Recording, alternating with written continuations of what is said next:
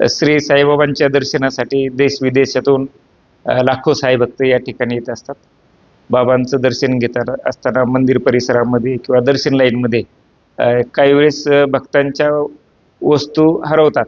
त्यामध्ये घड्याळ असेल, त्याची पर्स असेल, पैसे असतील, अशा मौल्यवान वस्तू ज्या आहेत त्या मंदिर परिसरात हरवतात. आमचे जे सुरक्षा कर्मचारी आहेत किंवा मंदिरचा जो स्टाफ जो आहे त्यांना सापडल्यानंतर ते प्रामाणिकपणे जे आहेत संरक्षण ऑफिसमध्ये जमा करतात आणि संरक्षण कार्यालयामध्ये त्या भक्ताची ओळख पटवल्यानंतर जे आहेत त्या वस्तू भक्तांना परत केल्या जातात.